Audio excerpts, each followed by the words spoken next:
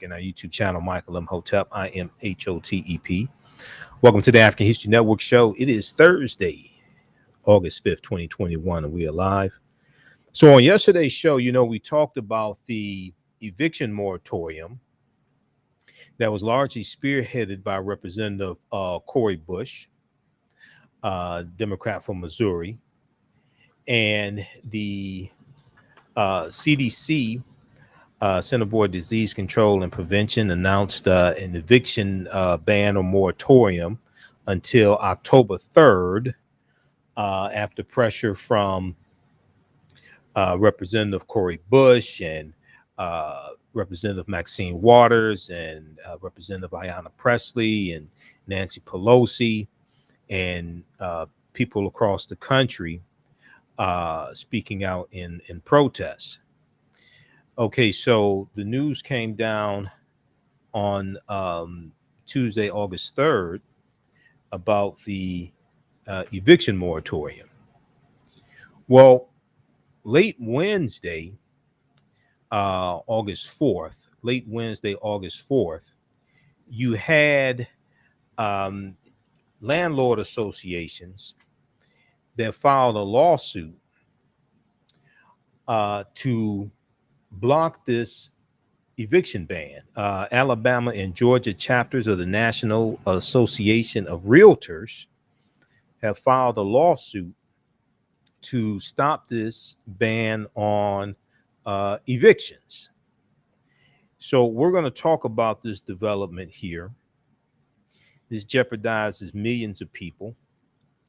Politico.com has an extensive article on this. And the Alabama and Georgia chapters of the National Association of Realtors filed a motion in federal court to vacate the ban that the Centers for Disease Control and Prevention ordered on Tuesday, August 3rd. The same groups led a legal challenge against the prior federal eviction moratorium that expired on this past Saturday, a lawsuit that prompted the Supreme Court to cast doubt on the CDC's authority. So we'll discuss that, and then also on the readout with Joanne Reed today. Joy had Representative Cori Bush on, so we're going to share that interview with you. Then also, Attorney General Merrick Garland announced today an investigation into the Phoenix, Arizona Police Department. A civil rights investigation into the Phoenix, Arizona Police Department. The Justice Department on Thursday announced a sweeping civil rights investigation into the Phoenix Police Department's use of force and its policies on dealing with homeless residents, the third federal probe of a local law enforcement agency launched since President Biden took office. We know Merrick Garland's Attorney General office has launched investigations into the Minneapolis Police Department as well as the Louisville Police Department. Okay, and that was this past spring they launched those investigations. So you have three investigations. Biden has been in office 6 months. It wasn't until I think it was February. It wasn't until February that Merrick Garland was confirmed by the U.S. Senate as Attorney General, and you already have three investigations into police departments. Now, there was only one investigation into the into police departments. There was only one police department investigated under the Trump administration, and Trump was in office for 4 years. There was only one investigation. Under the Obama administration, there were 24, 25 investigations. Under Trump, there's only one because Donald Trump took a hands-off approach to policing. And this is one of the reasons why he nominated his attorney general, his first attorney general, Jefferson Beauregard Sessions III, Jeff Sessions, because Jeff Sessions was a hardliner and was against police reform, was against criminal justice reform. And one of the first things Jeff Sessions did when he became attorney general was to back off of investigating police departments, and back off of the patterns or practice investigations of police departments, to hold police officers accountable. Then there was a story that I was trying to get to yesterday that we didn't get to. We had so much to talk about, and we talked about Runoko Rashidi, and I shared another excerpt of an interview that I did with Runoko Rashidi from April 17th, 2014, dealing with the Black Madonnas and child statues throughout Europe, and we talked about some other history. Providence, Rhode Island will add African American history to their school curriculum. The governor there in Providence, Rhode Island, has signed a bill. Governor McKee has signed a bill. Signed a bill on Friday, it was July 30th, that's going to add a crucial piece of Rhode Island's history to the public school curriculum: the teaching of African American heritage and history, the teaching of African American heritage and history. The new curriculum will cover the African diaspora to Rhode Island, which began with the first slave ship in 1696 and later drew individuals of African descent from the Caribbean as well as Central and South America. And this was the first slave ship that came to Rhode Island in 1696. Okay, so we're going to discuss that as well. Governor McKee signs Black history and heritage curriculum into law for this is for Rhode Island. That's a very, very important topic there. All right, and then also there's a tribute for anthropologist and historian Runoko Rashidi that's taking place. This is taking place on Sunday, August 8th, 5 p.m. Eastern Standard Time, and I'll be part of this. This is one of the editions of Hapi Talk, H-A-P-I, Hapi Talk. And this is Brother Tyke Grant, who's the director of the film Hapi. So we'll give you some information about this H-A-P-I, Hapi Talk, and it's going to be on YouTube and Facebook. So they're going to have different historians and scholars speaking and talking about Renoko. I'll be speaking as well. Dr. Leonard Jeffries, his wife, Dr. Rosalind Jeffries, Robin Walker, who I just talked about yesterday, brilliant historian Robin Walker, Camille Yarbrough, Professor Hunter Adams, Dr. Riketti Amin, and Professor James Small. Okay, they're all going to be participating. So I'll be participating as well. Okay, now on the African History Network show, we focus on educating, empowering, and inspiring people of African descent throughout the diaspora and around the world. Because right now it's corrects wrong behavior. What you do for yourself, what you do to yourself, and what you allow other people to do to you and get away with is based upon what you think about yourself. What you think about yourself is based upon what you have been taught about yourself. What you've been taught about yourself is based upon everything you've read, heard, and seen about yourself. So when you control the radius of a man or woman's thoughts, you can control the circumference of his or her actions, because the mind can't do or teach what it doesn't know. Now, we deal with a number of different topics here on the African History Network show. We deal with current events and history, politics, education, economic empowerment, entrepreneurship, relationships, love, sex, health issues, and much, much more. Sign up for our email newsletter. Text the word Kemet, K-E-M-E-T, to 22828. To sign up for our email newsletter, text the word Kemet, K-E-M-E-T, to 22828. To sign up for our email newsletter.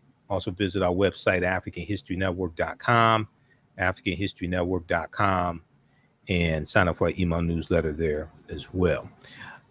You can still register for the new 10-week online course that I teach on Saturdays, 3 p.m. to 5 p.m. Eastern Standard Time, from the Civil War to the Civil Rights Movement and Black Power, 1865 to 1968. From the Civil War to the Civil Rights Movement and Black Power, 1865 to 1968. and we'll give you some more information about that. But that's at our website, AfricanHistoryNetwork.com, AfricanHistoryNetwork.com. This is a 10-week online course I teach. We do the class live. All the sessions are recorded. You can go back and watch them over and over again. They're archived. Visit our website, AfricanHistoryNetwork.com, AfricanHistoryNetwork.com. Okay, let's jump into this first topic here. So I saw this information. I got the news about this yesterday, and I can't remember whether it was before or after I got off the air last night. It may have been before. I don't remember. But I saw this. Politico.com had an extensive article about this. Also, Axios.com has one. Yahoo News picked up an article from Axios.com dealing with this moratorium, eviction moratorium. Landlords sue to stop Biden's, quote, nakedly political, end quote, eviction ban. Landlords sue to stop Biden's nakedly political eviction ban. A coalition of 11 housing industry groups said in a statement on Wednesday evening, August 4th, that they opposed the new ban. They opposed the new ban. Now, trade groups representing property owners late Wednesday sued to block a new federal eviction moratorium that President Joe Biden himself warned this week was on shaky legal ground. The Alabama and Georgia chapters of the National Association of Realtors filed a motion in federal court, to vacate the ban that the Centers for Disease Control and Prevention ordered on Tuesday. Now, the same groups led a legal challenge against the prior federal eviction moratorium that expired this past Saturday, a lawsuit that prompted the Supreme Court to cast doubt on the CDC's authority. Okay, that was Saturday, July 31st. Now, the real estate groups, which have warned that their members are facing substantial financial losses from the moratorium, said in a legal filing that the CDC, Center for Disease Control and Prevention, caved to a tidal wave of political pressure from outraged Democrats when it revived the eviction ban, despite clear warnings from judges who said the agency lacked the power to enforce it. Now, Joe Biden knew that this was going to be challenged in court. He said that there were a few legal scholars who felt that the CDC has the authority to extend this ban. But this particular ban that went into effect on Tuesday, August 3rd, is a more targeted ban. It's not an extension of the one that expired Saturday, July 31st. This is a different one, but it's more targeted. It covers 80% of counties and about 90% of the population. Okay, it covers 80% of counties and 90% of the population. We'll deal with this on the other side of the break, and then we'll also give you some information about how this affects Detroiters as well. You listen to the African History Network show right here on 910 AM Superstation Future Radio. Brother Michael Imhotep. We'll be back in a few minutes. All right, stand by, everybody.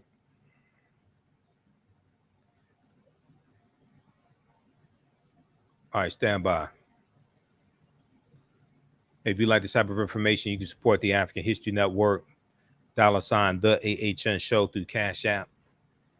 $ TheAHNShow through Cash App.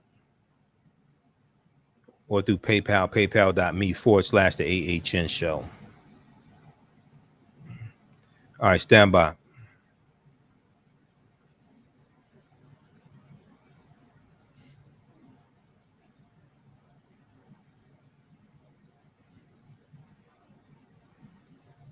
How's everybody doing? Share this broadcasting on social media platforms. Stand by.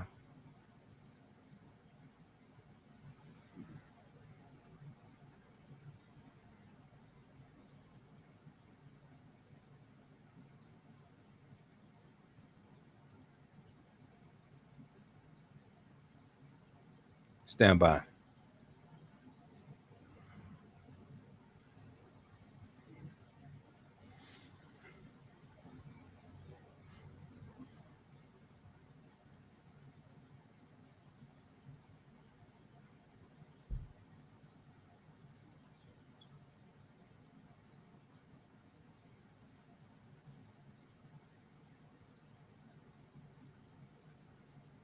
How's everybody doing? Okay, share this broadcasting on social media platforms. We'll be back from break in 3 minutes. Stand by.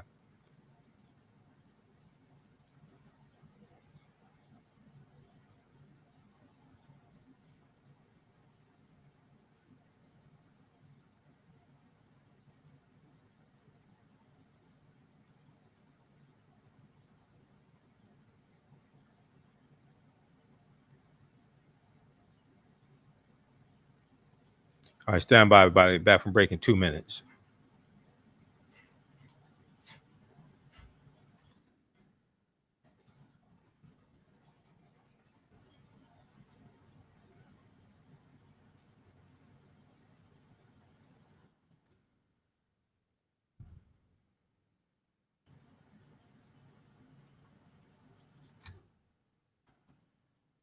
I'm Ted, the Superstation, Detroit's only African-American talk radio. Welcome back to the African History Network show right here on 910 AM Superstation. Future Radio. I'm your host, Brother Michael Imhotep. It's Thursday, August 5th, 2021, and we are live. Calling numbers 313-778-7600. 313-778-7600 is the call-in number if you have a question or comment.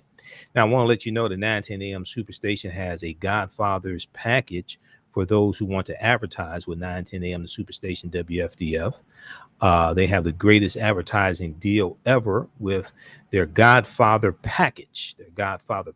You get 200 commercial spots for $500 with a must-air within 30-day policy. A must-air within 30-day policy. That is only $2.50 per spot. And they will even produce the spots free. That's right. They will produce the spots for free. Call Renisha Williams right now at 313-434-8291. That's 313-434-8291. Call Renisha Williams about the Godfather's advertising package with 910 AM Superstation WFDF. Okay, let's go back to this topic here dealing with the a group of landlords suing the Biden administration to stop the eviction moratorium. Okay, you have the Alabama and Georgia chapters of the National Association of Realtors.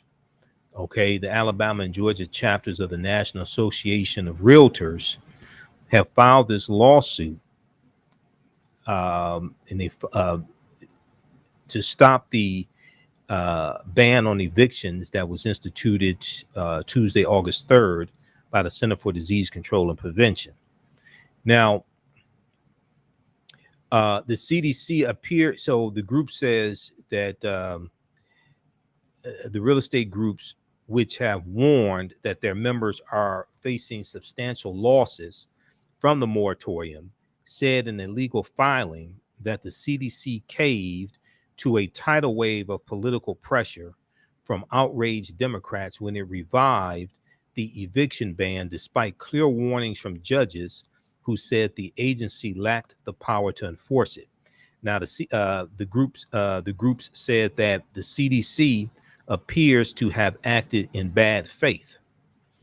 Now, the new legal challenge will fuel further chaos around the federal government's safety net for renters still struggling to pay bills during the pandemic.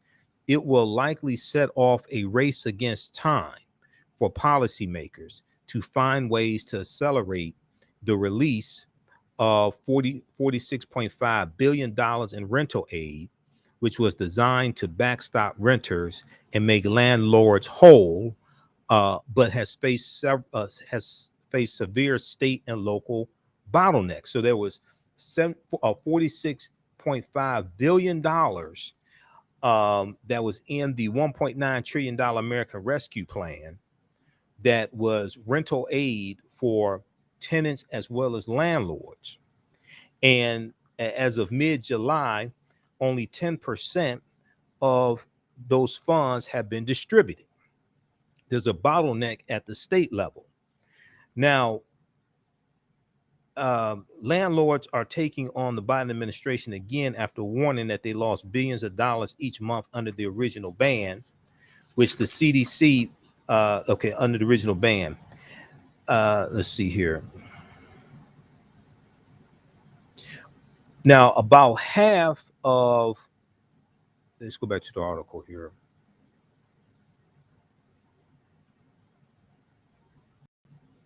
About half of all housing providers are mom and pop operators, said the National Association of Realtors president, Charlie Oppler. Now, landlords are taking on the Biden administration after warning that they lost billions of dollars each month under the original ban.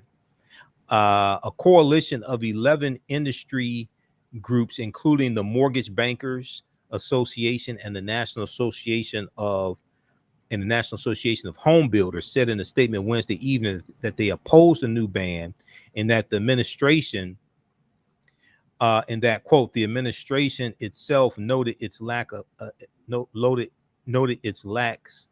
it lacks the legal authority for a more targeted eviction moratorium, end quote.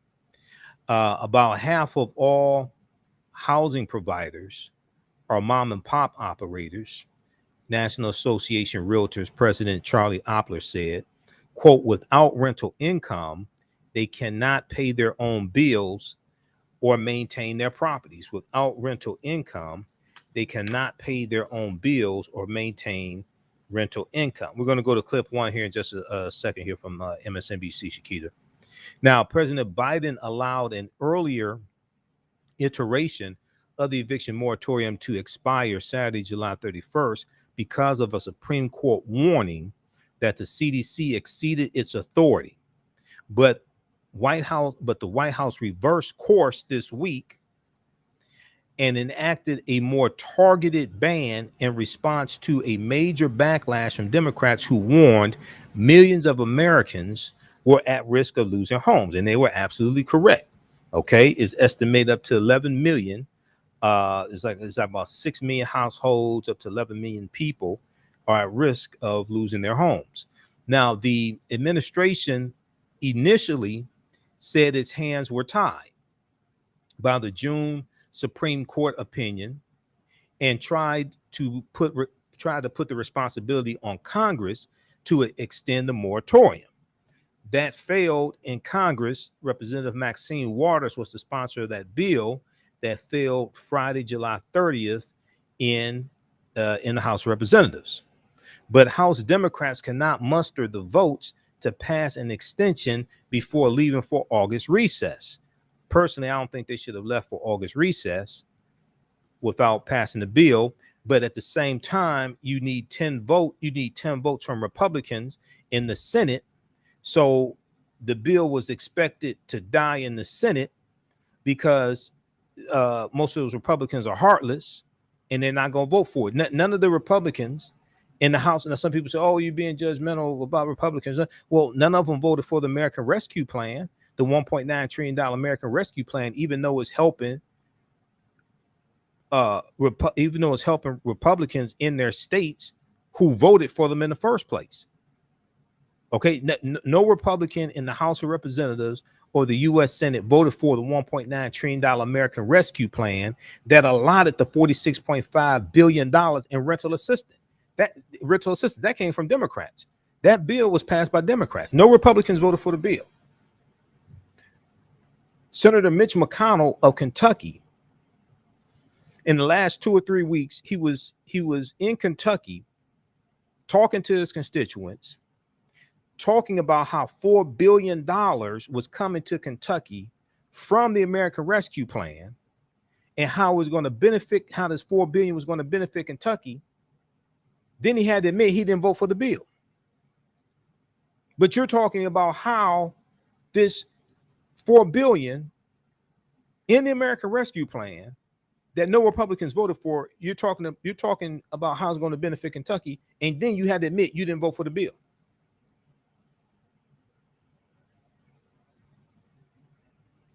So the if it passed the House of Representatives, it was expected to die in the Senate because it was expected to be blocked by Republicans, which means now 2022 midterm elections, a lot of Republicans in the Senate up for re-election. They need to be voted out of office. They need to, because largely they're not supporting bills that are beneficial to everyday Americans. They're not even supporting bills largely that are beneficial to the everyday people who voted them in the office in the first place. We'll see what happens on the infrastructure bill, but we know that the second part of the infrastructure bill is expected to go through the budget reconciliation process and not have any Republicans that vote for it. You just need a 51 vote majority. The second part of the bill, we see there's a bipartisan agreement on the infrastructure bill, and the text of that bill has been written. I think the bill is like 2,000 pages. The text of the bill has been written. We'll see how Republicans vote on this first infrastructure bill. If you get enough Republican votes, because you're going to need 60 votes to pass it. So we'll see if you get 10 Republicans to vote for the bill.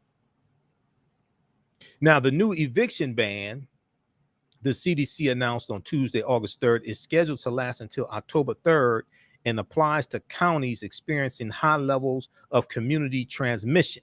It applies to counties experiencing high levels of community transmission of COVID-19. The Biden administration scaled back the scope of the ban as it scrambled to come up with a new safeguard for renters.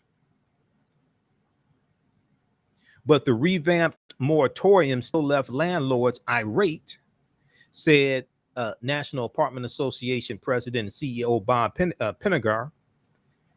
Property owners were livid over the about face after the CDC said in June 2021 that an eviction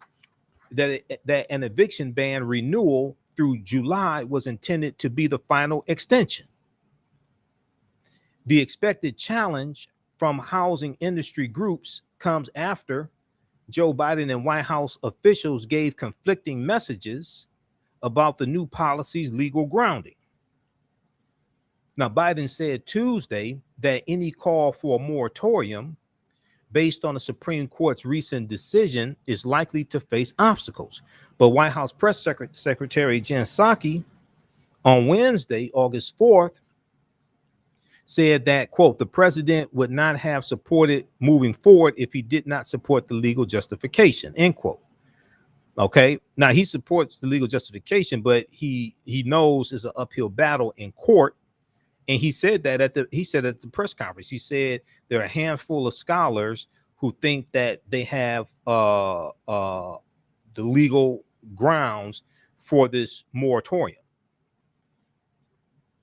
Okay, so check out the rest of this article here from Politico.com. Landlords sue to stop Biden's nakedly political eviction ban.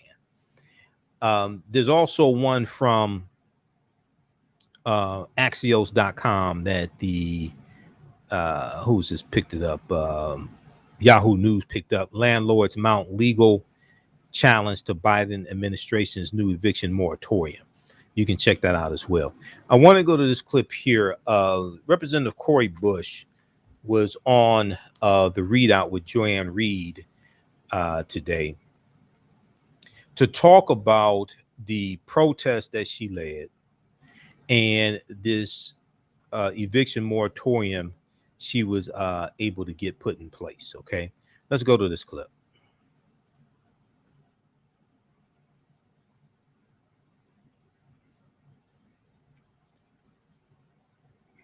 And take it off mute.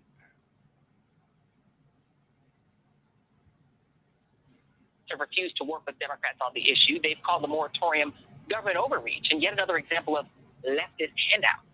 But for now, as many as 40 million Americans have a roof over their heads thanks to the work of Cori Bush and others. And Congresswoman Cori Bush joins me now. I want to thank you for being here. I was texting about you on my way back from Cabo saying we've got to get her on because what you did was heroic. Talk about the origins of this sleep-in, this sleep-out. Yeah, I fell back on what I know. I know how to, when I feel powerless or when I feel like something has to happen, like there was this feeling on the inside of me, Joy, when Representatives Ocasio-Cortez and Presley and I were standing outside of the doors of the Capitol building, just wondering, like, what do we do now? Because the House had recessed, and we're talking about upwards of 11 million people that would be forced out of their homes. Like, what do we do? And I just felt like running on the inside of me, like, just go, go, go. And what do I usually do when I feel like something has to happen and people will be hurting? Because the truth of the matter is that we are in the midst of a global pandemic that is deadly, that has taken out over 600,000 of our people in this country alone. And how dare we push more people out while this Delta variant, is surging. And so I know how to sit. I know how to sit in. I know how to protest. I know how to hold the line. I know how to sleep outside. I've done it for protest, and I had to do it personally. Yeah, so you come from that activist background, so you really, like you said, understand that is the way sometimes you have to move things. There's this video of Chuck Schumer, Senate Majority Leader Chuck Schumer, coming up and hugging you and sort of greeting you. In that conversation, that very brief conversation, did he indicate that there's going to be legislative action? Because it looks like these Alabama realtors and property owners are probably going to be successful in that right-wing Supreme Court, meaning that it's only Congress that can make this moratorium more permanent. Did he commit to you that he's going to, and it's going to have to be through reconciliation. We're back to the same place we were with voting rights. Is this going to happen? Yeah, so we understand that, and that was part of the conversation that we have been having. Let me just say, people have made the criticism that all I did and the other Congress members that were there, and all we did was show up and slept outside. But that's not true. We were having conversations with the White House, with the Speaker's office, with others in leadership, the CPC, the CBC, and so many other members the entire time. So, but when Chuck Schumer came out, and he was greeting us the way that he was because we had been in conversation, because he had already come out. We had talked about like what this could look like, and he came. So when he came and hugged us at that time, it was like, hey, you all, you continued this work, and we did it. Like, we're here. We have something for the people. Yeah. Well, by the way, the people who said that was called a trash take. As LaTosha Brown might say, literally. That was a trash take. So that's why we didn't even discuss it here this evening. Okay, so talk about the how the legislation ought to be structured in your view, because the right is already coming out and calling this everything from socialism to Marxism. We know that those are meaningless terms. They just say them. What do you think legislation should look like that would protect Americans in this first world country from becoming homeless during a pandemic? What do you want that legislation to look like? So we started sending letters to the CDC months ago. Some even as far as January. Other progressives were sending letters, and I know probably some moderates maybe. But we started sending letters months ago to the CDC. Our office has been saying, along with Representative Gomez, Representative Presley, have been saying, strengthen a moratorium. Have the moratorium go through the course of the pandemic. That is what we need to see right now. When we think about how this pandemic has hit homes, hit families, we have people who were the ones bringing home the majority of the money or all the money into a household, and some of those people are no longer with us because of the COVID-19. We have people who have not only lost jobs, but lost jobs and lost careers and are trying to figure out how, so they may be taking a job that pays considerably less. And when we think about, as someone who has been evicted before, when I think about when you get behind and having someone to help you, but then you have to get back on track, and then you have to be able to keep up on top of all the other bills and other things happening. So for me, it is making sure that we have that moratorium, that we have the where utilities are able to be paid, where small landlords are getting the money, making sure that we get this money out, that $43.5 billion that's still sitting, get that money out to the landlords, get that money out to those who need it most. But then after that, we see what else we need, who still is in need, how else can we help. It's more than just making sure that we have money for renters and making sure that we have the money for the landlords. We have to make sure that that people are able to get better wages in the jobs that they have right now. We have a multitude of issues that are not being addressed, and I do not want to hear what people say. We've already given too many handouts. Call it what you want to, but what people don't like is to see people unhoused in their communities. People don't like that. So keep people in their homes, help people to have this social safety net right now. Right. That's very needed. All right. So that is the passionate Cori Bush, Representative Cori Bush, Democrat from Missouri, who is actually out organizing and fighting on behalf of not just her constituents, but people across the country. She's actually taking action. She's an organizer. She's bringing those organizational skills, those activist skills to Congress. So good job to her. And, there was a article we talked about briefly yesterday's show, and everybody should read this one. This is from thegrio.com. It was African-American women who were at the forefront of pushing for this eviction moratorium. Okay. Representative Maxine Waters, who sponsored the bill in the House of Representatives that failed. Representative Maxine Waters, Representative Ayanna Presley, and Representative Cori Bush. Read this article here from the Grio. Black congresswomen are leading the fight against eviction. That's not coincidental, because African-American women are 3 times as likely to be evicted. Black congresswomen are leading the fight against eviction. That's not coincidental. This is by Dr. Nadia E. Brown for thegrio.com. All right, we're going to go to clip, I think this is clip 2. No, actually, it's clip 3, the one from Fox News. We're going to go to that one, clip 2. We're going to go to that one in just a second here, Shakita, from Fox News. So this moratorium also applies to Wayne County.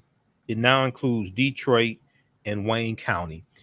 There's a piece from Fox 2 News that talks about how this impacts locally. CDC eviction moratorium now includes Detroit and Wayne County. And Wayne County, for those that don't know, is the county that Detroit is in. The United Community Housing Coalition says when they got the news, 550 households and possibly more in Detroit were on the verge of eviction. It is a welcome relief for the real people who can now stay in their homes. Check out this piece here from Fox 2 News. This is fox2detroit.com, fox2detroit.com. CDC eviction moratorium now includes Detroit, Wayne County, what you need to know. This is from Thursday, August 5th, 2021. Now, and we'll go to the clip here in just a second, Shakita. It talks about, in this story here, it talks about Erica Long, who said, I would have been forced to live with somebody, and that's something I did not want to do. So Erica Long can stay in her home because Wayne County and the city of Detroit now fall under the umbrella of the CDC, of the CDC's eviction moratorium, which was extended until October 3rd for some communities. Erica Long said, be patient as far as do your due diligence, as far as your documentation and your paperwork. Now, Ted Phillips is the executive director of the United Community Housing Coalition, who says over 9,000 eviction cases have been filed with 36 district courts since the first of the year. The moratorium's extension will help to stave off a flood of people losing their housing. He said, I think it's huge. There's no completely scientific way of determining who all would have been evicted, but we know that even by now, there would have been a lot of tenants who would have been evicted. Now, the reason for the extension is the CDC has reclassified, Center for Disease Control and Prevention, has reclassified Wayne County as an area under threat of substantial community transmission. The CDC has reclassified Wayne County as an area under threat of substantial community transmission of COVID-19. Ted Phillips, executive director of United Community Housing Coalition, said, quote, people are evicted and they have no place to go. They may go live with family, and that is a no-brainer, but sometimes that father or mother is a senior or in a senior building or subsidized housing. And if there are COVID issues, you are putting seniors at risk. Now, the coalition makes the argument that the moratorium has some unexpected benefits for landlords as well. Ted Phillips says on average, they're paying out around $8,000 per case in back rent to landlords who otherwise may not have a tenant at all.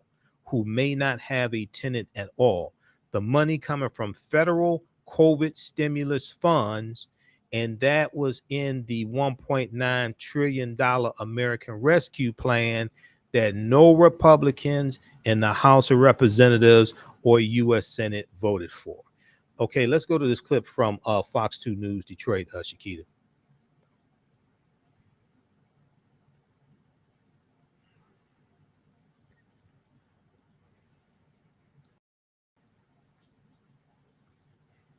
Absolutely. There are a lot of people who are now breathing a sigh of relief because they won't be kicked out of their homes.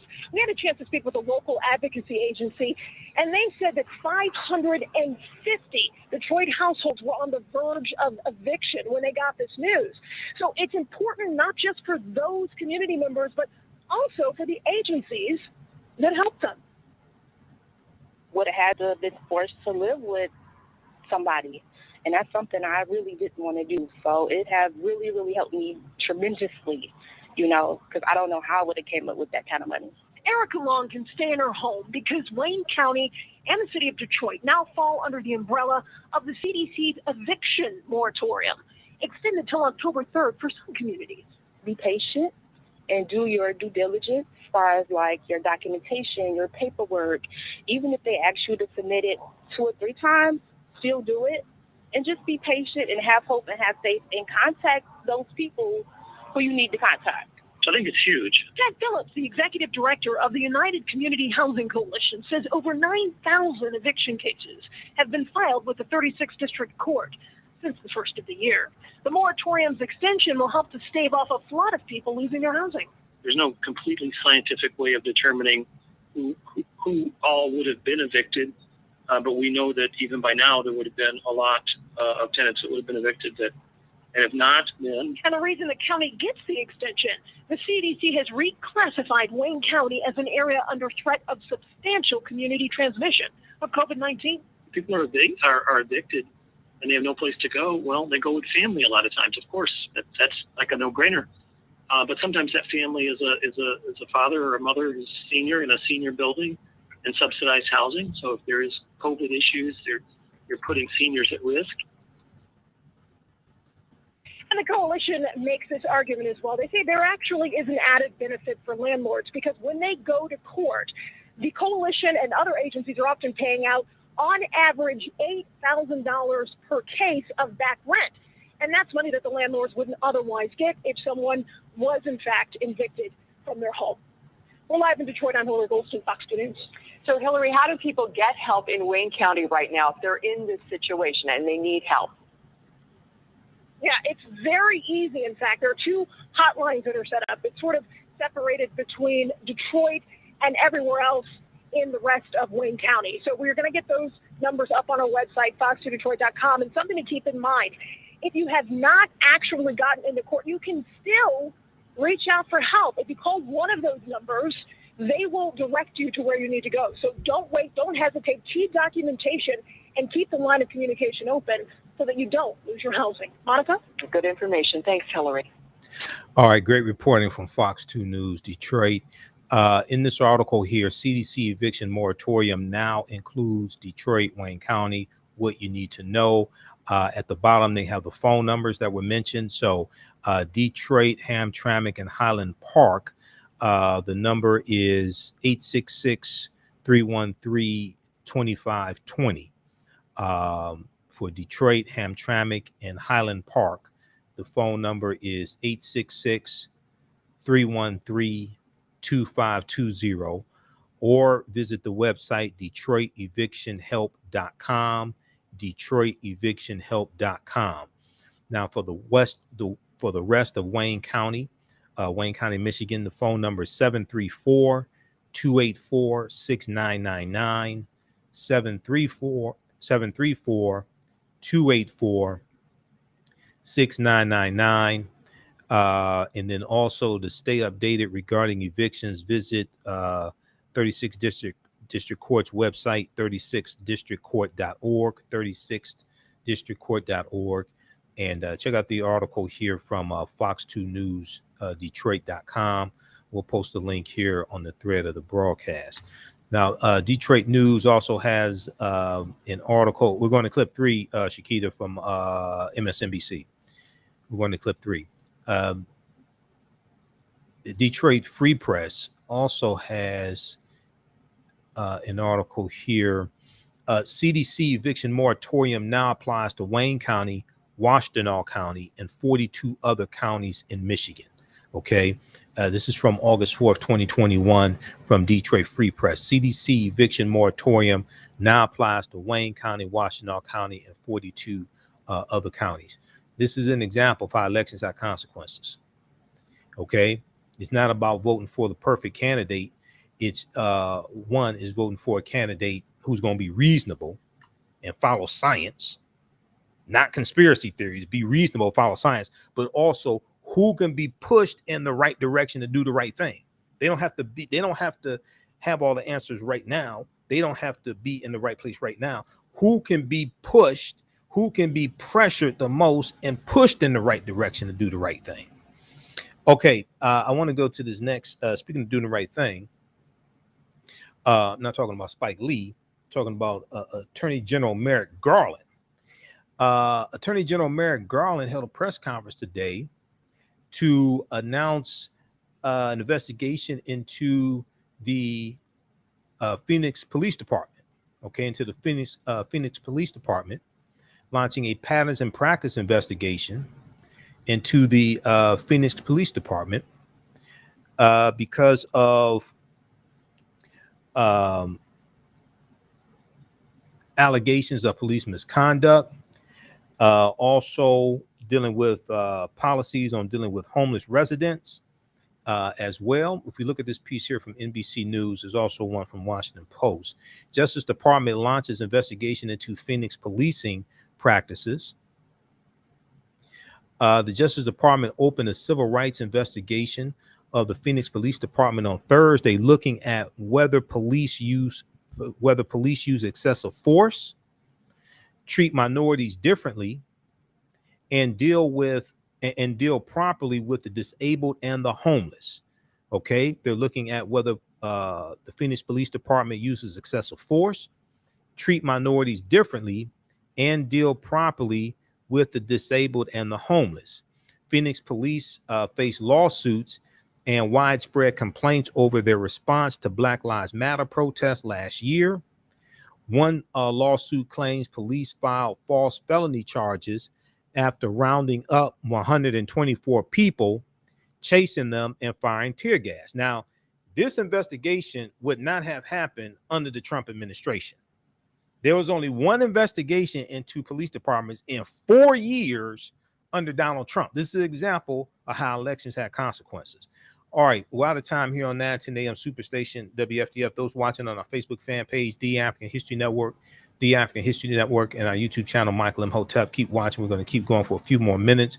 I'm going to share an excerpt of this press conference that Attorney General Merrick Garland did today. We'll also talk about the African American curriculum being incorporated into schools in Providence, Rhode Island.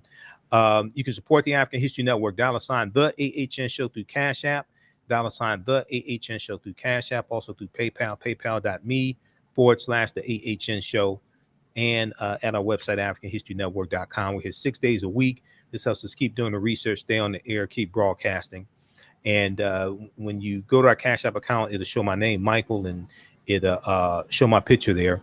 Then also be sure to register for my new 10-week online course that I teach on Saturdays, 3 p.m. to 5 p.m. Eastern Standard Time, from the Civil War to the Civil Rights Movement and Black Power, 1865 to 1968.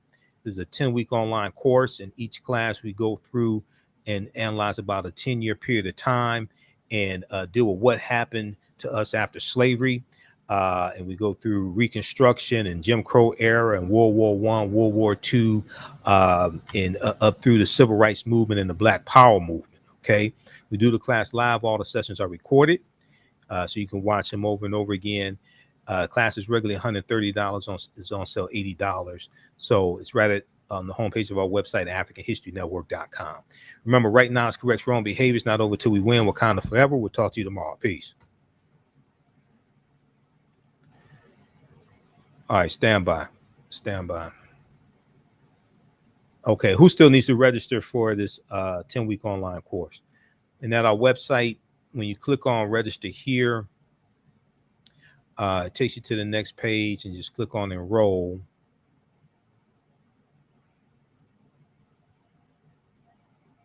Takes you to the next page. Just click on enroll right here. And as soon as you register, you can start watching the content. Okay, you can watch last Saturday's class. As soon as you register, you'll be ready for this Saturday's class. And then the other online course that I teach, that is the precursor to this one, is Ancient Kemet, the Moors, and the Maafa, Understanding the Transatlantic Slave Trade, what they didn't teach you in school. Ancient Kemet, the Moors, and the Maafa, Understanding the Transatlantic Slave Trade, what they didn't teach you in school. I teach this on Sundays, 2 p.m. to 4 p.m. Eastern Standard Time.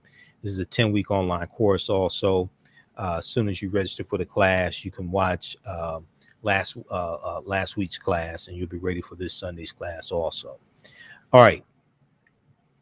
And this one, we deal with thousands of years of history and what leads up to the transatlantic slave trade taking place. And we deal with the 800-year occupation of Europe by the Africans known as the Moors, and what leads to the transatlantic slave trade. And we go through and study the transatlantic slave trade also.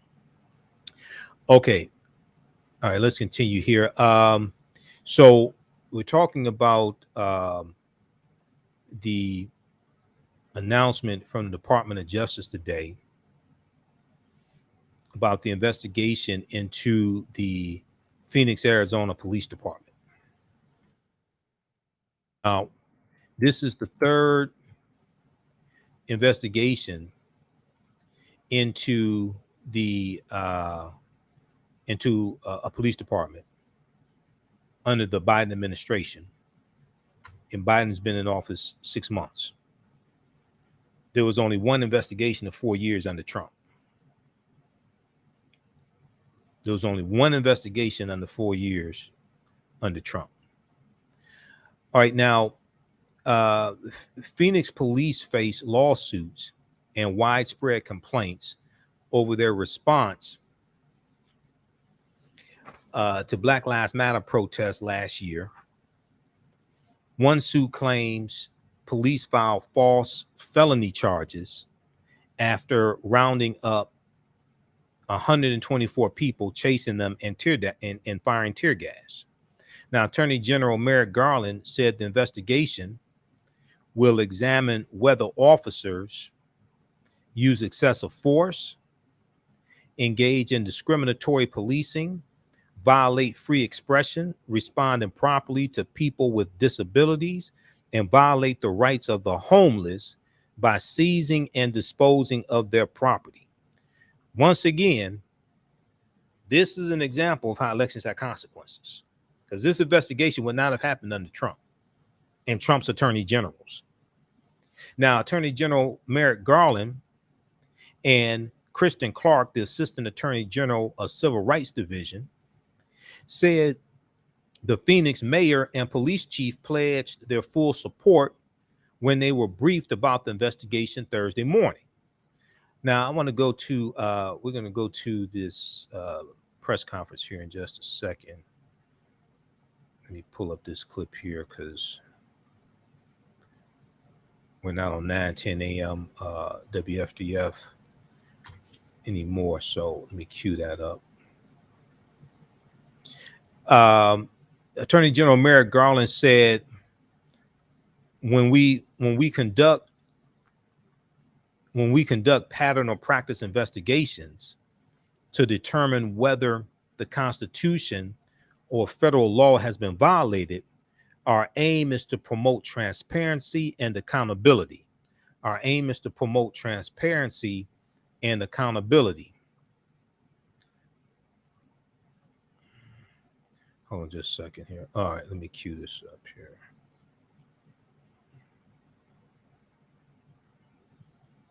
Okay, our aim is to promote transparency and accountability. This increases public trust, which in turn increases public safety, Attorney General Merrick Garland said. Now, the Justice Department opened similar investigations this year of police departments in Minneapolis, Minnesota, after the death of George Floyd, and in Louisville, Kentucky, after the death of Breonna Taylor. Now, Arizona released body camera footage in August 2020 showing the arrest of a man who died in police custody after he was held on asphalt for several minutes in 100-degree heat. Now, Attorney General Merrick Garland said that how police respond to calls involving people with physical or mental disabilities is an important issue for the nation. How police respond to calls involving people with physical or mental disabilities is an important issue for the nation. He said our society is straining the policing profession by turning to law enforcement to address a wide array of social problems. Quote, too often we asked law enforcement officers to be the first and last option for addressing issues that should not be handled by our criminal justice system. Now, this deals with what a lot of people have been saying. Some activists, some police officers have been saying, look, we don't have to respond to all this stuff. You can have mental health issues. Oftentimes, you don't need a police officer to respond to somebody who's having a mental health crisis. You need mental health professionals. You have to reallocate resources, reduce responsibilities, and reallocate resources. Somebody with a gun does not have to show up to all of these, does not have to respond to all of these calls. You can have other people who are professionals in those areas to respond to these calls. Too often we ask law enforcement officers to be the first and last option for addressing issues that should not be handled by our criminal justice system, said Attorney General Merrick Garland. Now, Garland also said states must do more to head off evictions during the COVID crisis.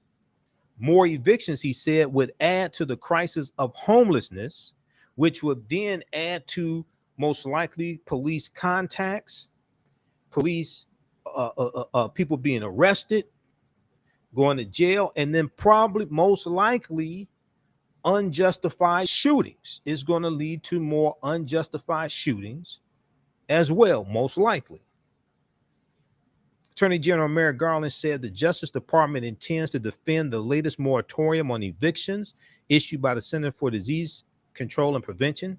Many legal experts have said the Supreme Court sent a strong signal in June of 2021 that the CDC lacks the authority to impose such a sweeping moratorium. So check out this article here from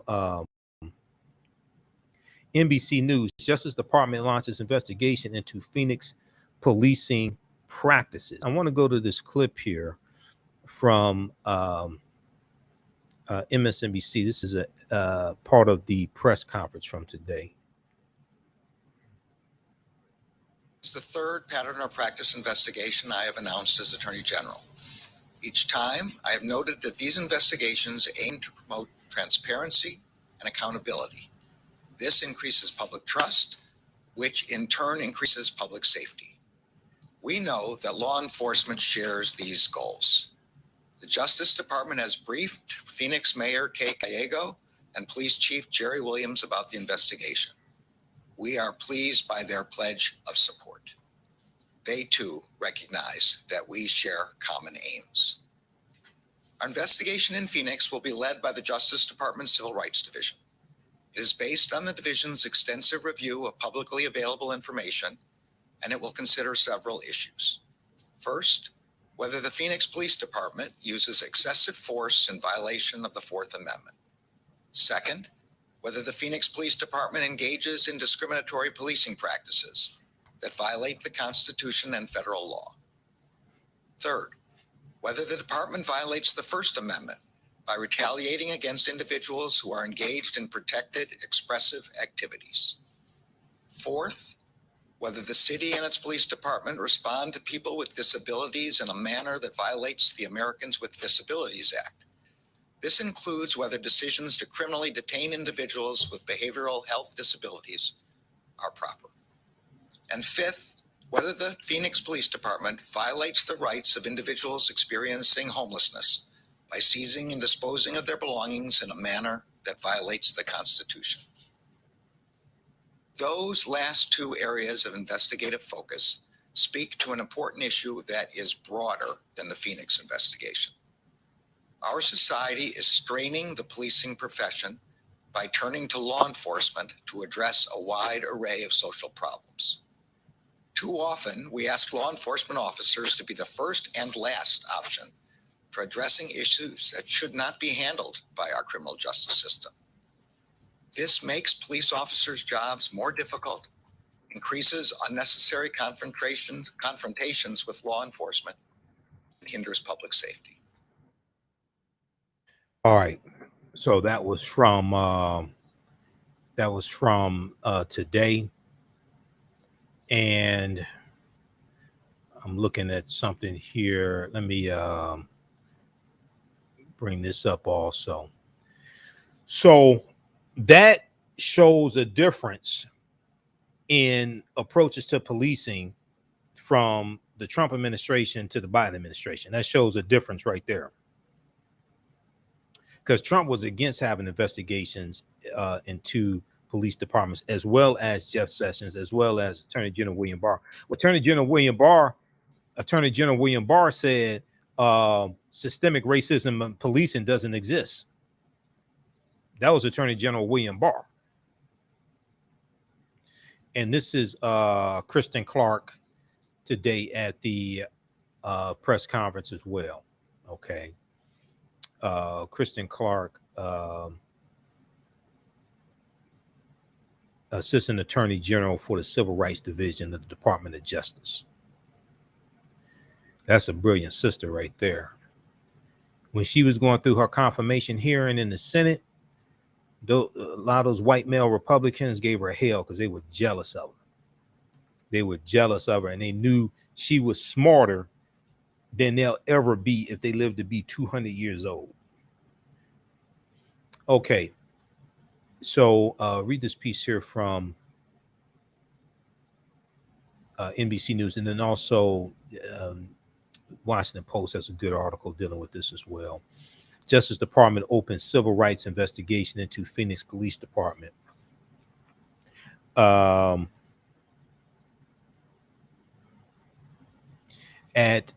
so a lot of this is redundant. I'm not going to go through the whole thing, but right here, third paragraph. At Thursday's announcement, Garland waited until the heated debate over whether to continue an eviction moratorium as the coronavirus Delta variant fuels a new wave of infections across the country. Let me see here.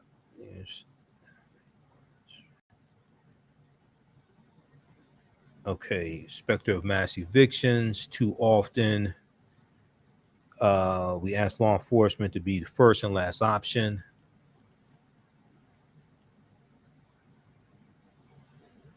Okay, he warned that the specter of mass evictions of tenants unable to pay rent could also lead to greater burdens on police departments.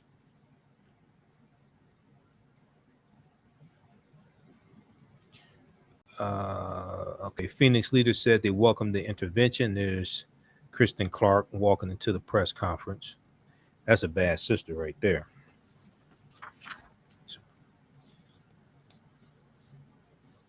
Okay, now the recommendation, now Mayor Kate Gallego, Democrat, said the recommendations that will result from this review will assist us in our ongoing efforts to become an even safer, stronger, more equitable city.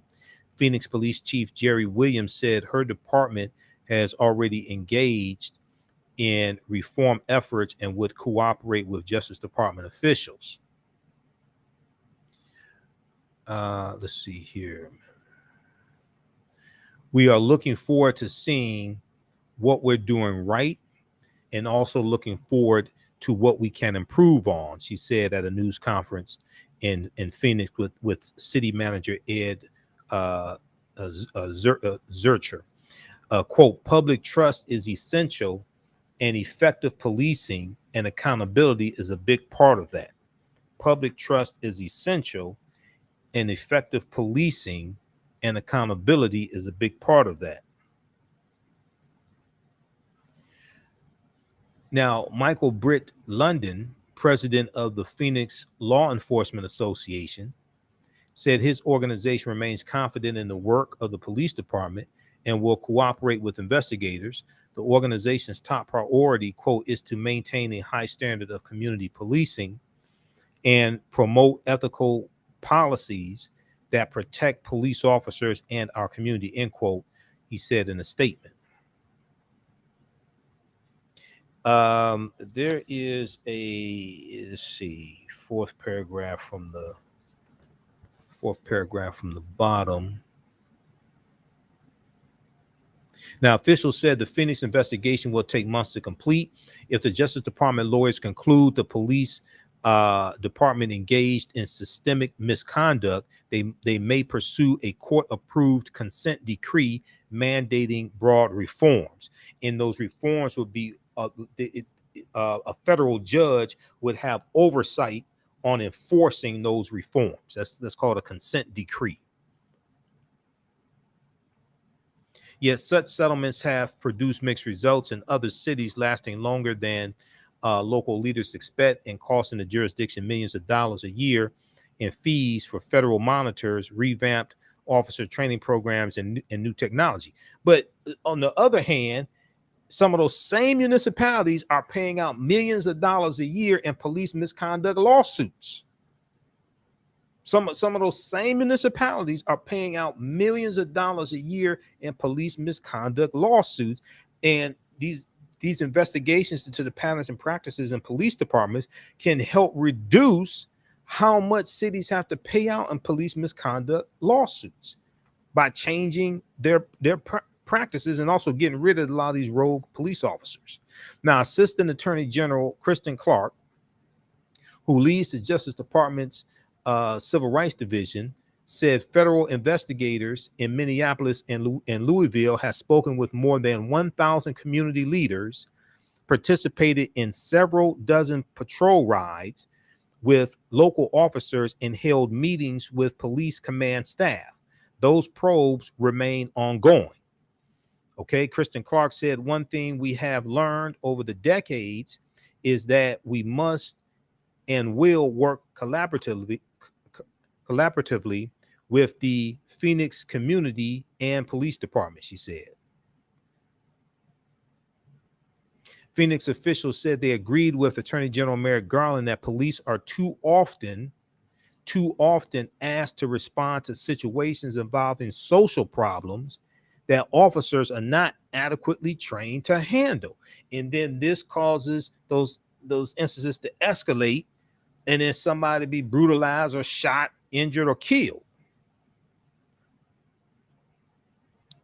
Okay, so check out this article also from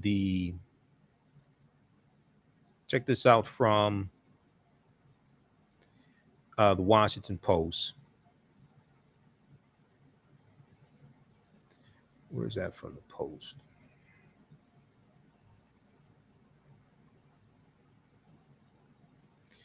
Justice Department opens civil rights investigation into Phoenix Police Department.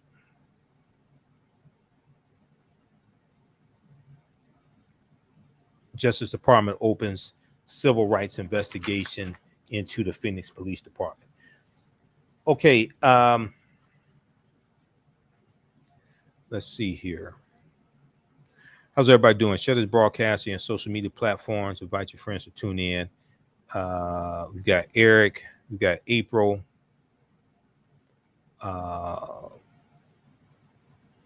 we have Blue Sapphire, just a few people watching. Greg Osborne, who still needs to register for the new 10-week online course that I teach on Saturdays. This one's on Saturdays, 3 p.m. to 5 p.m.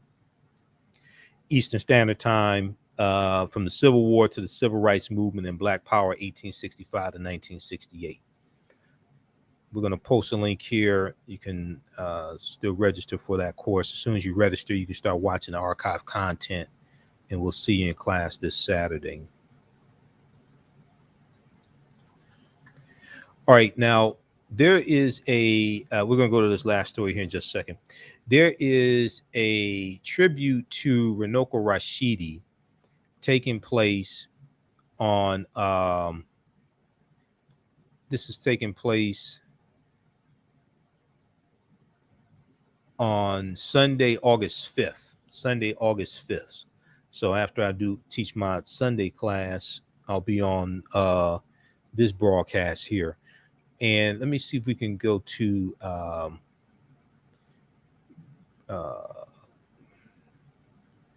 this was shared by Hapi Tours. Let's see if we can go here to the Facebook page. So this is a tribute to Brother Renoko Rashidi. Brother Taki Grant, who's the director of the film Hapi, is organizing this. So let's flip over here to Facebook.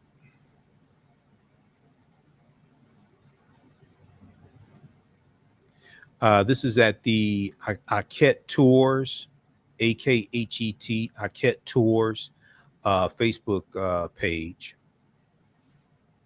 So this is taking place Sunday, August 8th, 5 p.m. Eastern Standard Time. Join us for a tribute to Dr. Renoko Rashidi. Renoko passed away Tuesday, August 2nd. Okay, was it Tuesday or Monday? Monday, August 2nd. Passed away Monday, August 2nd. He was on tour in Egypt, giving a tour in Egypt, passed away of a heart attack. So we're going to be talking about Renoko and our experiences with him, interactions with him, etc. It's going to be Tony Browder, featuring Tony Browder, Dr. Leonard Jeffries and his wife, Rosna Jeffries, Robin Walker, Camille Yarbrough, Professor Hunter Adams, Dr. Raketi Amen, Professor James Small. I'll be speaking as well. Okay.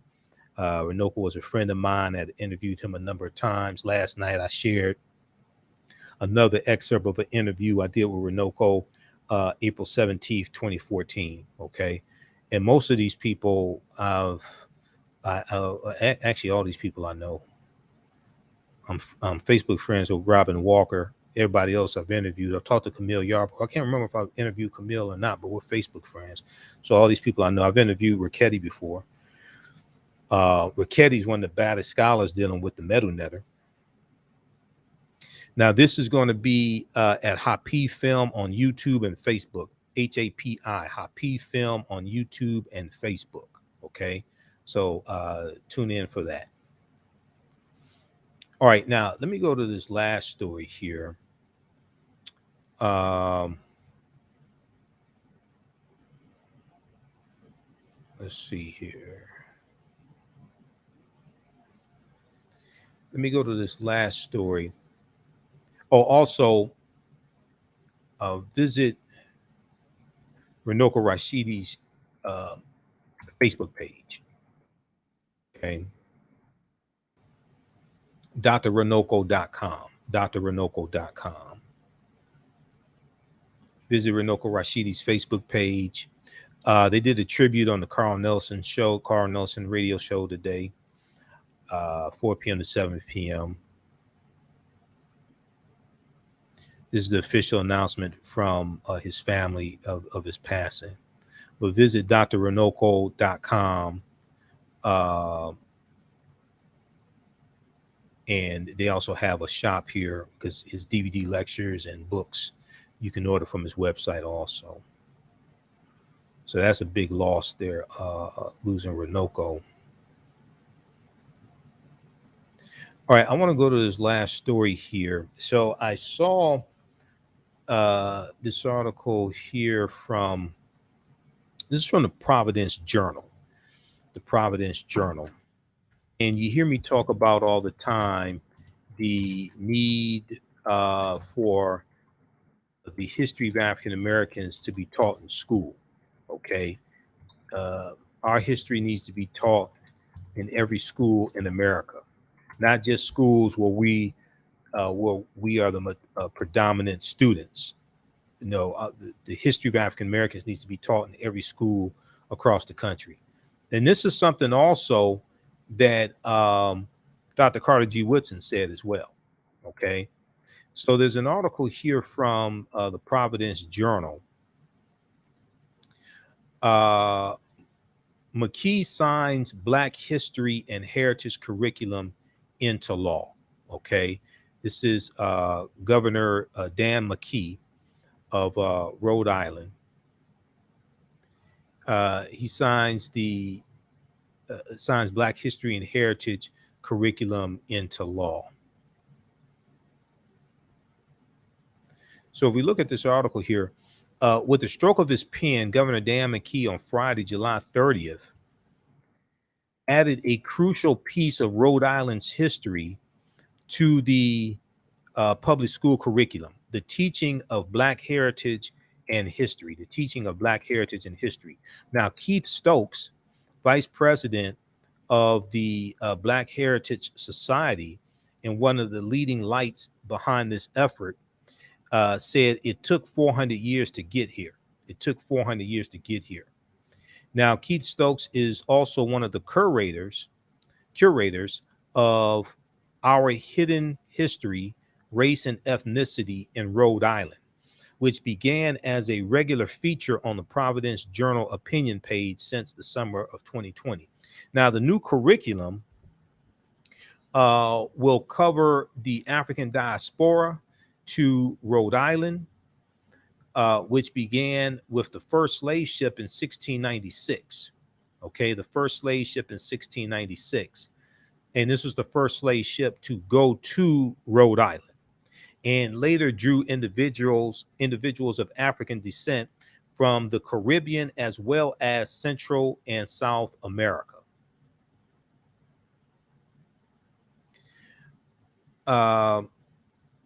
Now, the curriculum developed in conjunction with the Rhode Island Black Heritage Society, Rhode Island College, and the Rhode Island Historical Society will also include an African heritage road trip and a website where students can access hundreds of historical documents and photographs, a virtual trip back in time.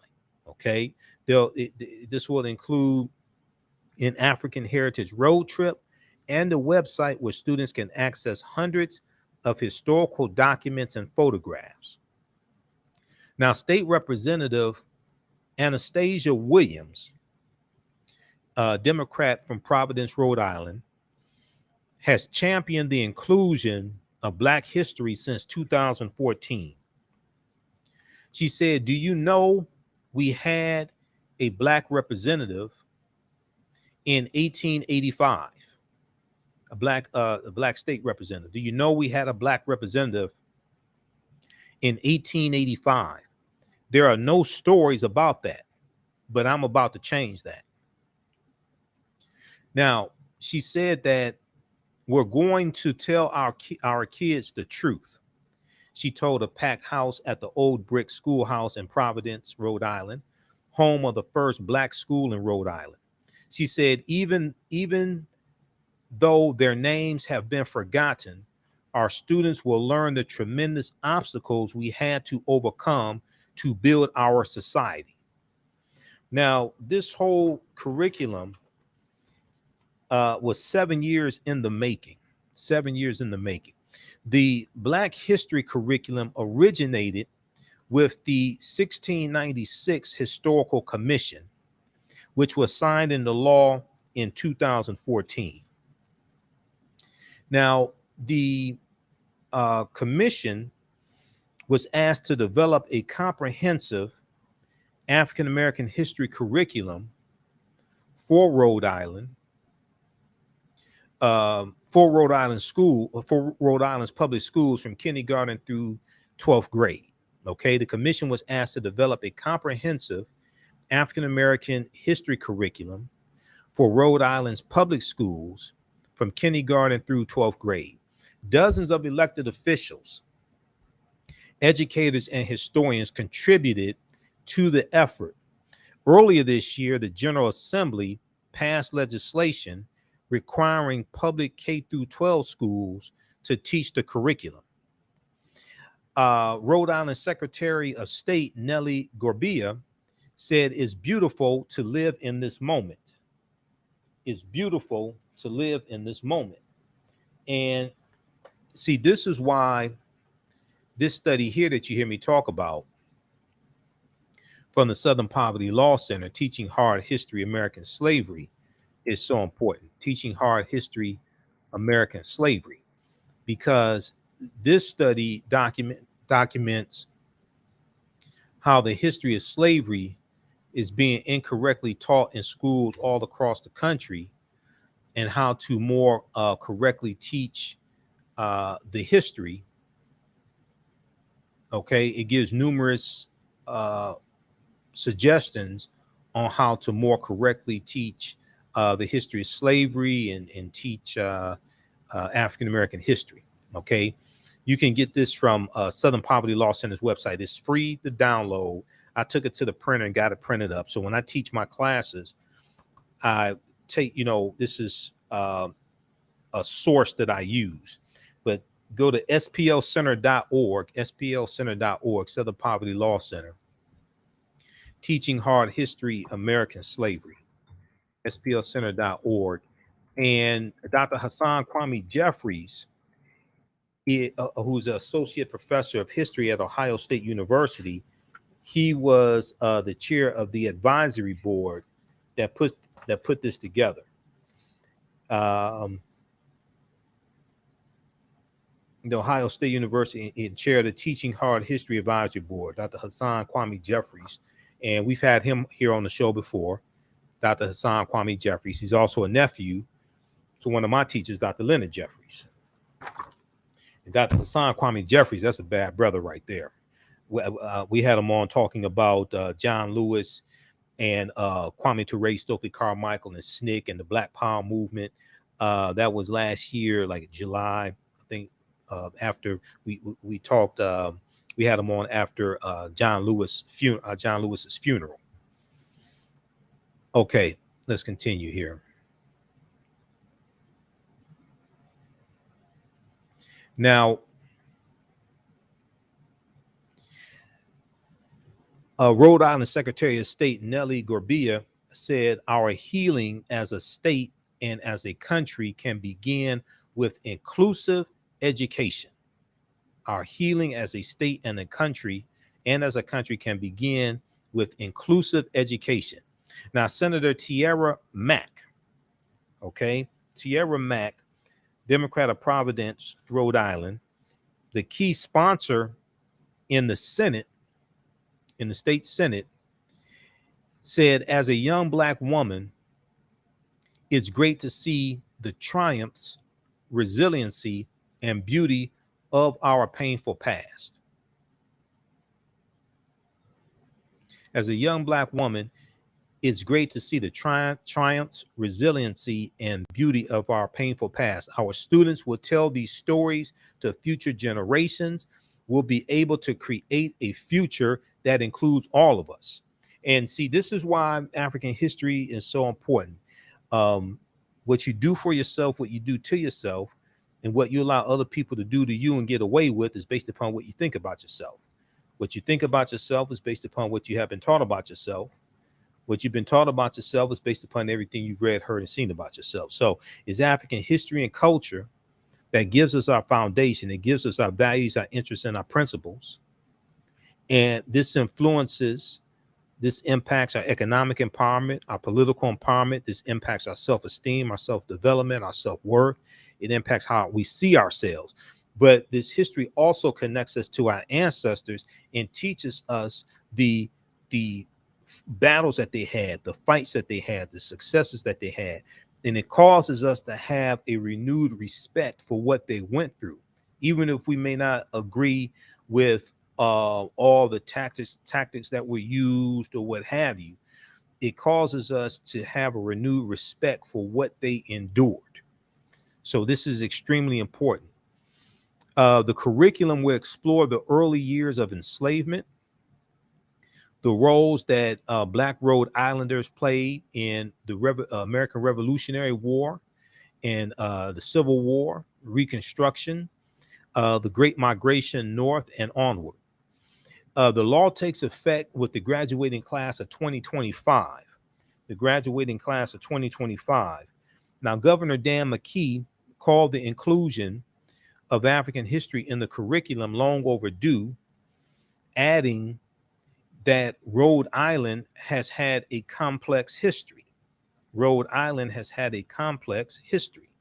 He said, "This is a strong message about our commitment to an education that is inclusive," he said. Now, Providence Mayor Jorge Elorza described how he had no professional role models growing up. So the idea of becoming a lawyer, which he eventually did, seemed foreign to him. He had no professional role models growing up. So the idea of becoming a lawyer, which he eventually did, seemed foreign to him. And oftentimes it's difficult to be what you can't see. It's difficult to be what you can't see, and whatever's disseminated becomes imitated.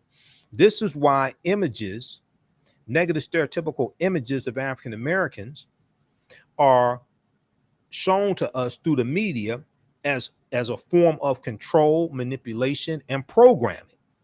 Whatever's disseminated becomes imitated. And when you control the radius of a man or woman's thoughts, you can control the circumference of his or her actions. Okay. This is understanding the propaganda of the media. These are things that we have to fight back against. But if you think you are an N-word, if you think you are a B or H, most likely you're not going to fight back against this. See, the reason why many of our people don't fight back is because many of our people don't think that we're fighting for. Oftentimes we've been so psychologically attacked. Many of us don't think we're worth having more than what we have.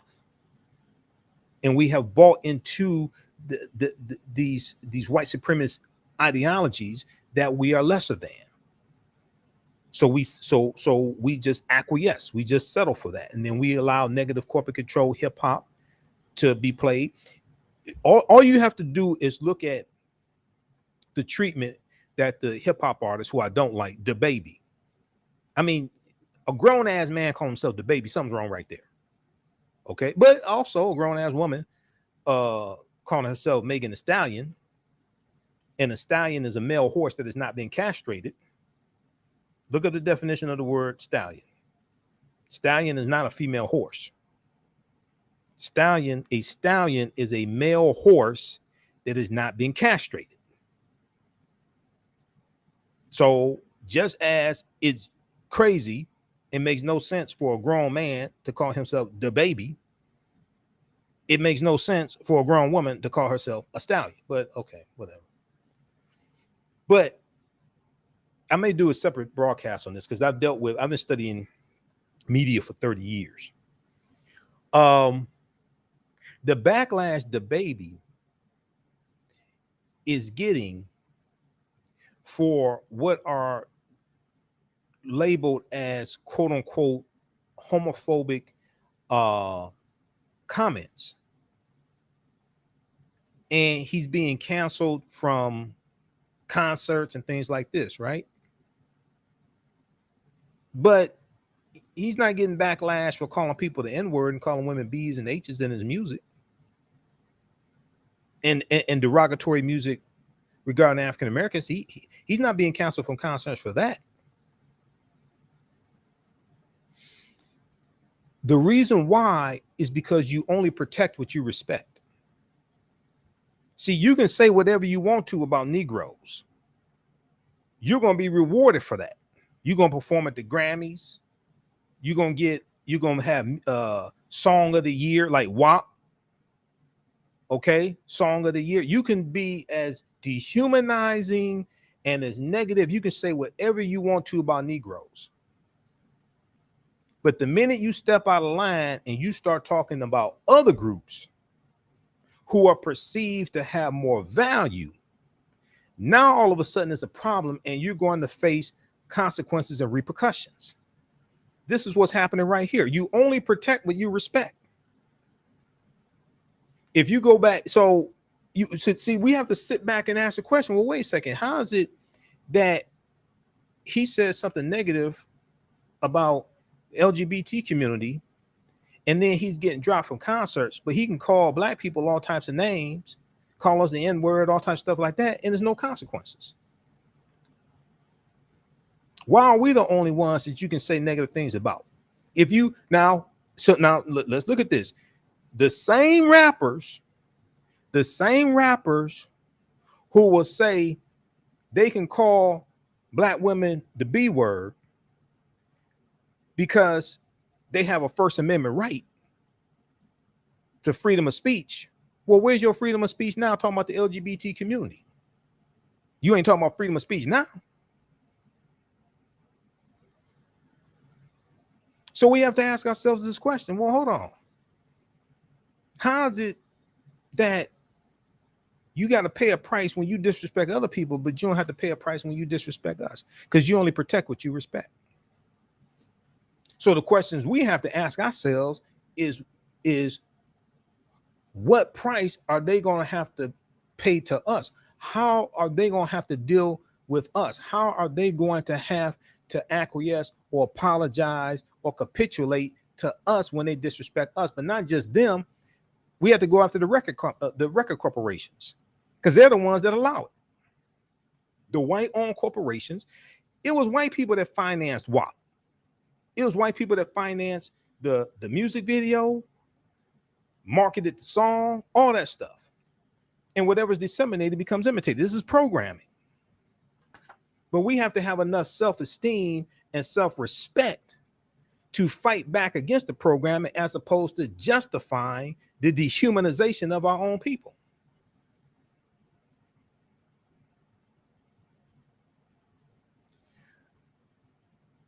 If you look at, I talked about this 2 or 3 weeks ago. If you want to see a big difference in the way one group is treated over another group, all you have to do is look at Rick Ross and what happened with the song UOENO and the controversy over those lyrics. Billboard.com had an article. Now, I talked about this when it happened, because once again, I've been studying media for 30 years. So I can give you numerous examples of things like this. We can go back to 1995 when Michael Jackson had the song "They Don't Really Care About Us," and the Jewish community took exception to that, and Sony took every last one of those CDs off the shelf, removed the controversial lyrics, then put the CD back on the shelf. But the CDs they have from artists calling black people the N-word, things like this, they left that stuff on the shelf. That wasn't a problem, because you only protect what you respect. But if we look at this article here, Reebok drops Rick Ross over UOENO rap lyrics. This is from April 11th, 2013. I talked about this when it happened. Reebok drops Rick Ross over UOENO rape lyrics. So what happened was Rick Ross had some verses on a song, on Rocco's song UOENO. Rick Ross came under fire for lyrics on this song that says, quote, "Put Molly all in her champagne. She ain't even know. She ain't even know it. I took her home and I enjoyed that. She ain't even know it." End quote. Okay. So Molly is a drug. He's talking about putting it in her champagne and having sex with her and she not knowing about it. Okay. This, so like date rape or whatever you want to call it, sexual assault. Now, the hip hop artist Rocco told Hot 97 on Tuesday, April 9th in 2013 that he will release a version of UOENO without Rick Ross's verse. Quote, "With all respect to the homie, Ross, it's a catch-22. Rocco said, I don't want to take him off, but one thing that's set in stone is he's always going to be on that song. It doesn't matter who I put on the song, that's going to always be the original. You're going to release a version without calling us the N-word and women beat and all that stuff. You going to release a version, take that out too?"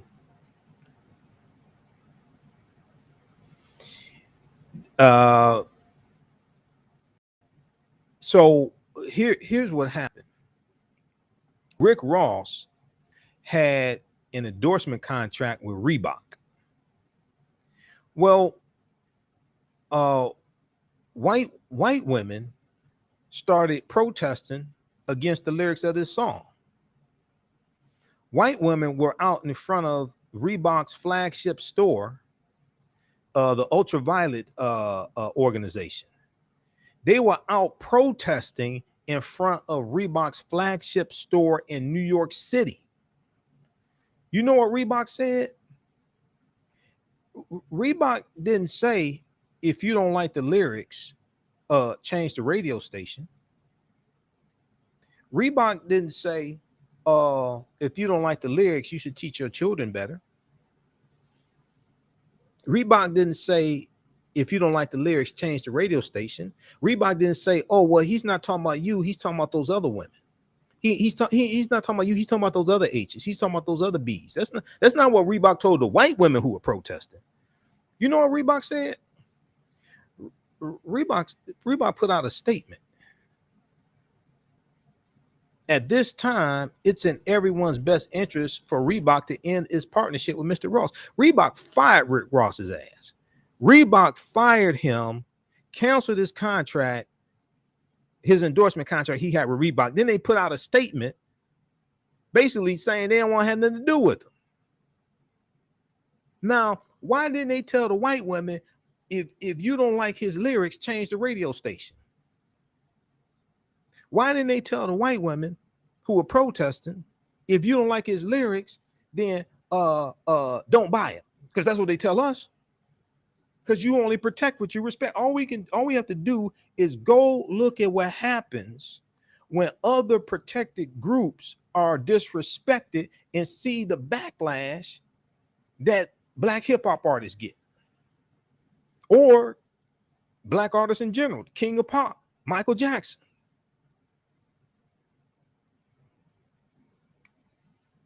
All right. Read this article from Billboard. See, I talked about all this stuff when it came, when it happened. So what we have to, we have to have enough self-respect where we stop financing our own dehumanization and justifying our own dehumanization, number one, and stop justifying this nonsense. Two,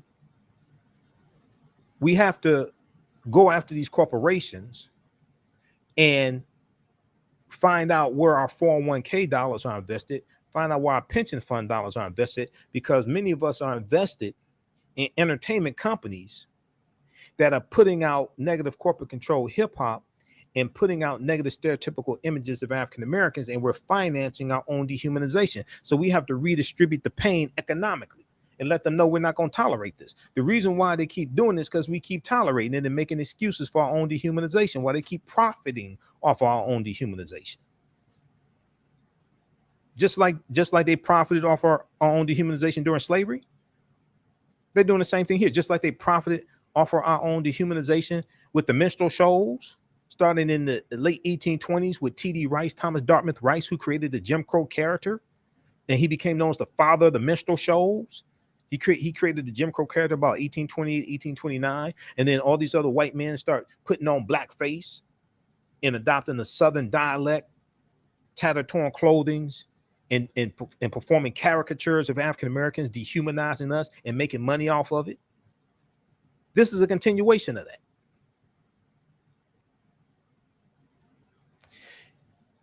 Back to this article from the Providence Journal, because all this is connected. What you do for yourself, what you do to yourself, and what you allow other people to do to you and get away with is based upon what you think about yourself. What you think about yourself is based upon what you have been taught about yourself. What you've been taught about yourself is based upon everything you've read, heard, and seen about yourself. All of this is connected. So Providence, Rhode Island Mayor Jorge Elorza said, now every child will be able to look and see themselves in the curriculum as kings and queens, not B's and H's, not N-words, not thoughts, okay, but as kings and queens, as innovators, as doctors, as lawyers, as architects, as creators of civilization, as founders of, as mothers and fathers of civilization. Not the subject of dehumanization, but as mothers and fathers of civilization. As community leaders, it's nothing short of opening kids' minds. It's nothing short of opening kids' minds. Okay, so read this piece here from the Providence Journal, providencejournal.com. McKee signs Black history and heritage curriculum into law. McKee signs Black history and heritage curriculum into law. There was also another piece that I saw on this. This was from, you can check this out. This was from a local news source. This was Channel 10, I think it was. Now, I haven't seen a whole lot of information in the news about this. There was about a 59-second clip on the Black News Channel about this. There should be more about it. As much as they're talking about DaBaby, there should be more about it. Once again, a grown-ass man calling himself DaBaby. All right. Next thing you know, to be an artist calling himself the Crack Baby. Okay. Or if you remember Robin Harris, Test Tube Baby.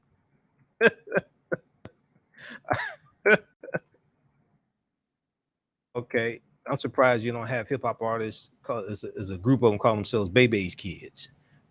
We don't die, we multiply. Governor McKee signs African Heritage and History Curriculum Bill into law.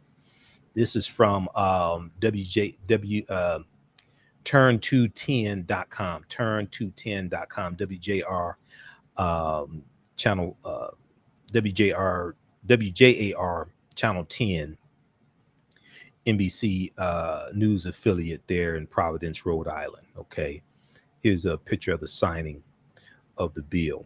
So you can read this also. This was picked up from the Associated Press.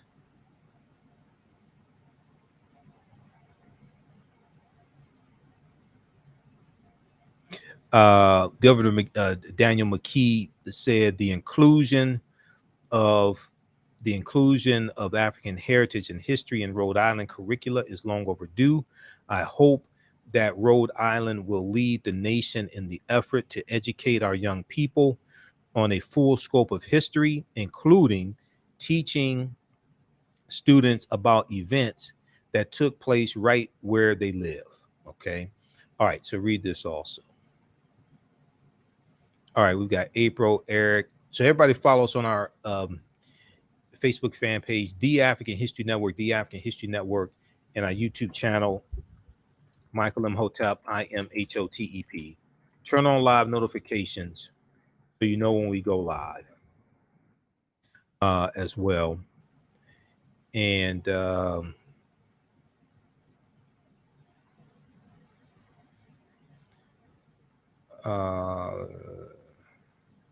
okay, yeah, DaBaby has put out a second apology. Okay, now I'm waiting for him to apologize to the African American community for dehumanizing us in his lyrics. I'm waiting on that.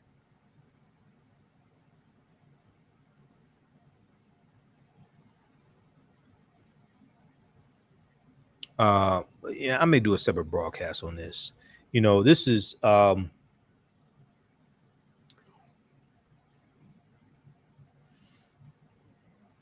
so you got this article here from Yahoo News, picked up from theroot.com.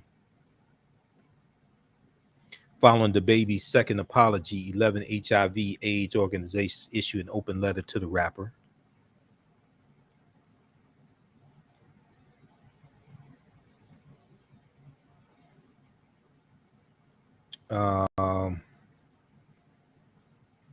Okay.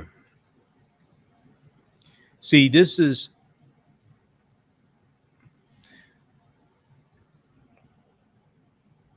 was the African American community that these artists most of them first got their support from.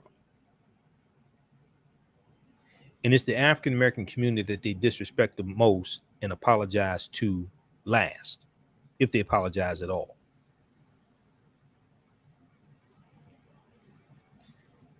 All right. So we'll talk about this later, I guess. Okay.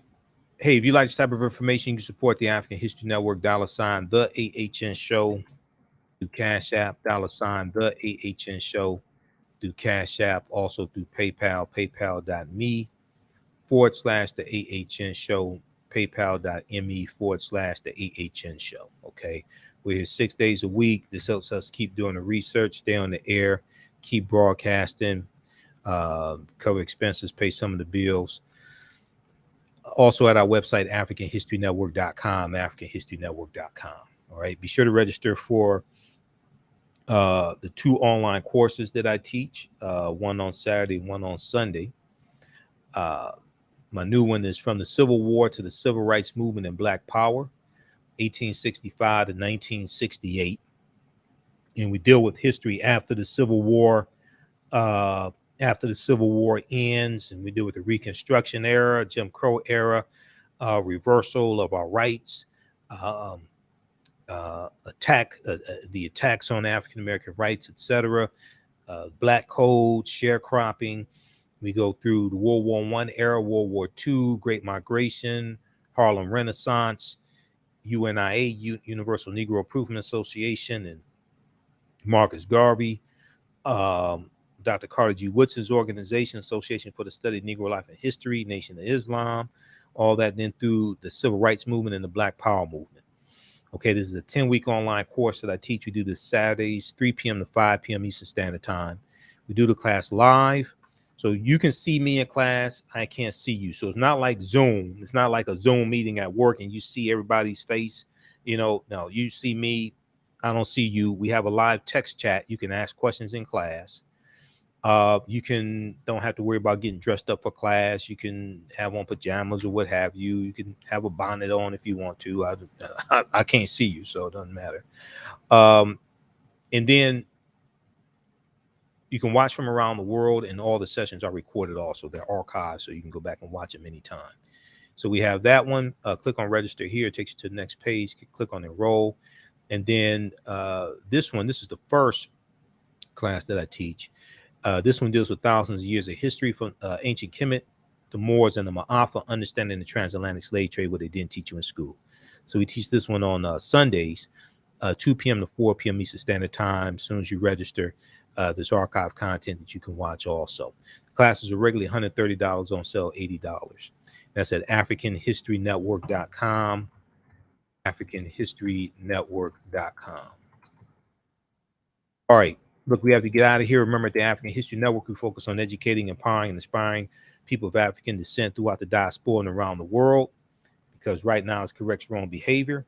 It's not over till we win. Wakanda forever. And we'll talk to you tomorrow. Peace.